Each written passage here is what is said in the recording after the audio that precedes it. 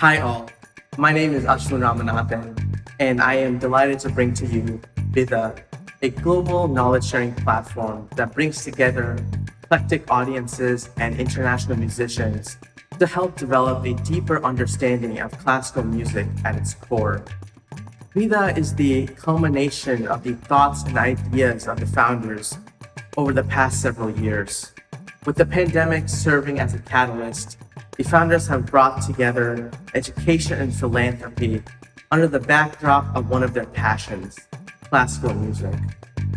The founders of Vidha are thrilled to bring to you fascinating content, access to some of the greatest musicians across the world, and an avenue to help develop a deeper understanding of classical music. Your support is crucial to the success of Vidha, so please give us a like, subscribe to Vidha's YouTube channel, and follow us on social media to be up to date on our most recent content. With that said, Vidha is excited to bring to you our first musician series, where we dive deep into the lives and music of two fantastic musicians, Patrice Calixte and Frank Jenkins, from the beautiful city of Austin, Texas. Please enjoy.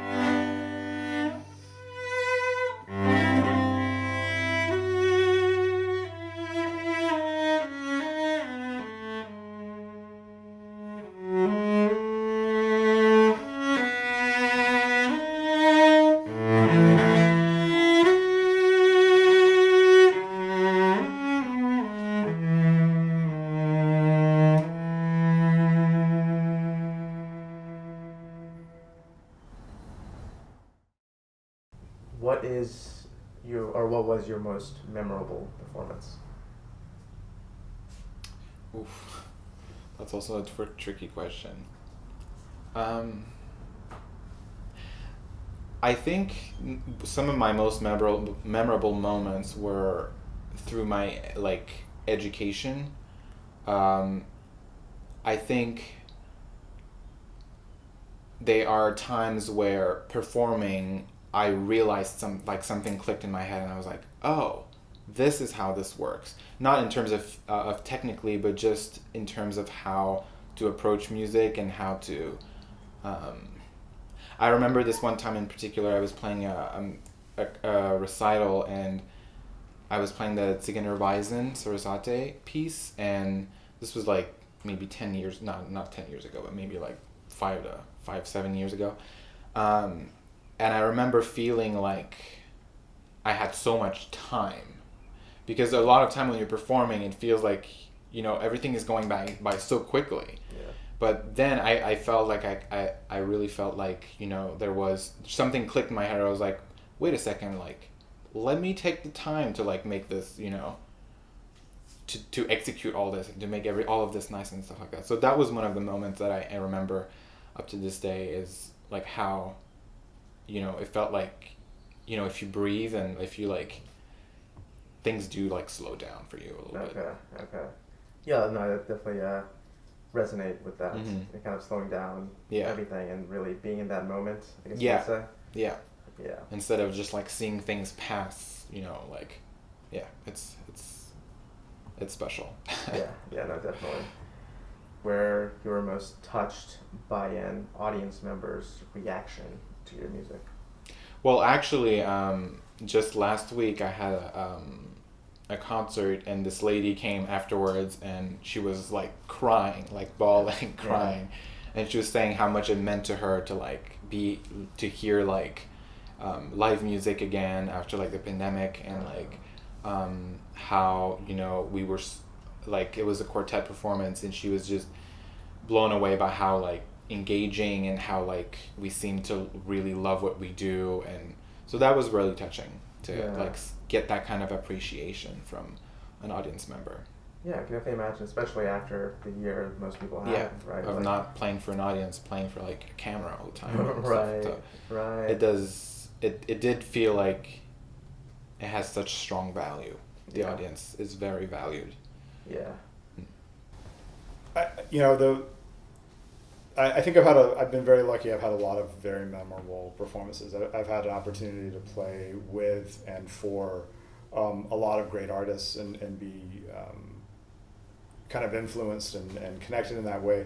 The one that really stands out to me was when I was finishing my undergraduate degree at Peabody, the final concert, Leon Fleischer, the great pianist who just recently passed away, he performed with us, and he has a focal dystonia, so he's only able to really use one hand, and he played two pieces for one hand, one by Lucas Foss and another by Ravel, and it was even today, I remember where I sat. And I never had heard someone, and I'd heard Leon Fleischer play before many times, but never heard someone make sounds like that on the piano that were so expressive and so full of nuance and interest and just expression that it was distracting, actually, to be on stage and to want to just listen, but then have to, focus on, actually participating. So it was like simultaneously like an honor to be a part of that, but also,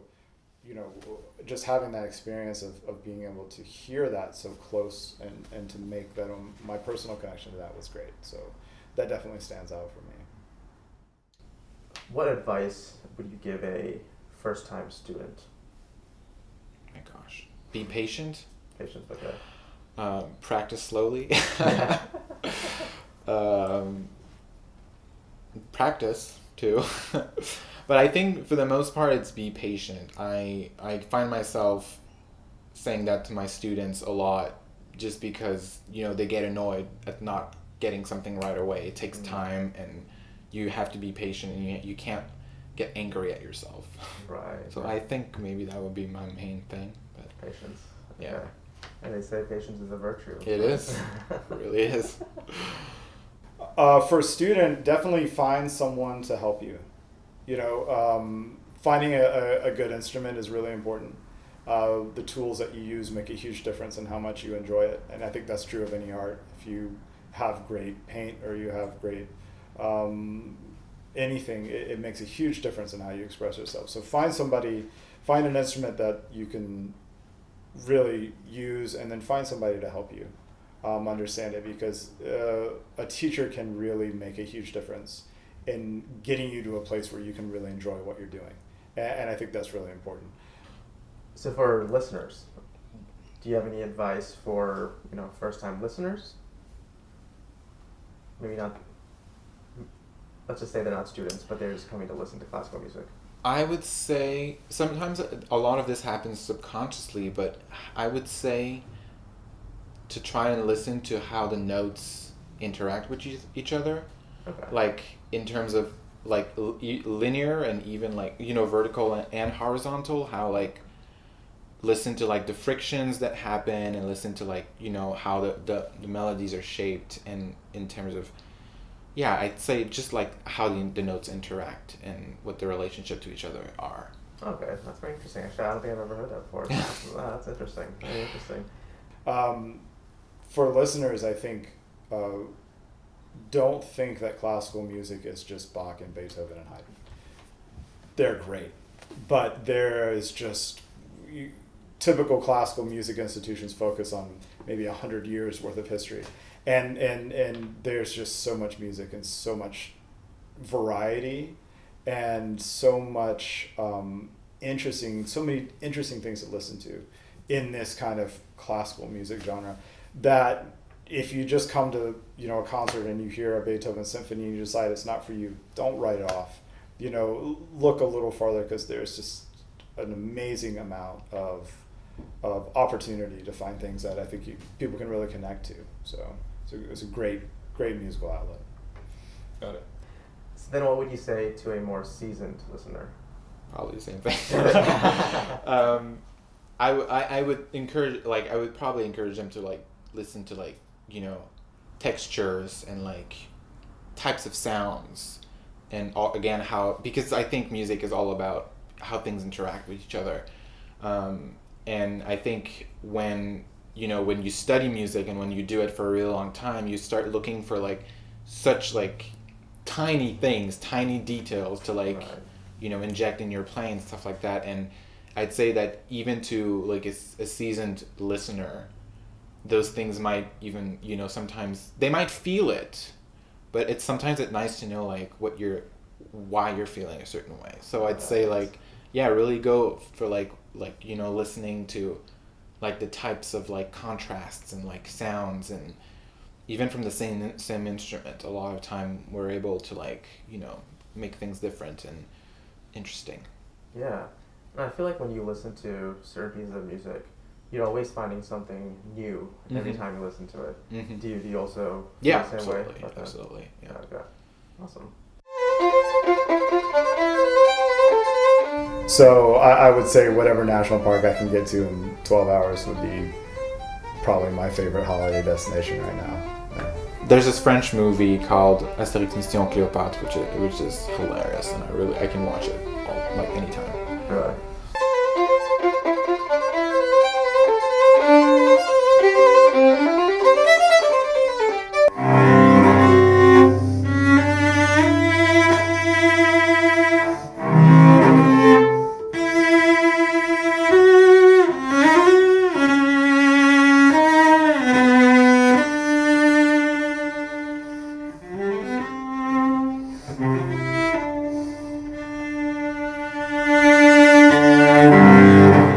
Thanks for watching. If you liked that video, please give us a like, subscribe to Vidha's YouTube channel, and follow us on social media to be up to date on our latest content.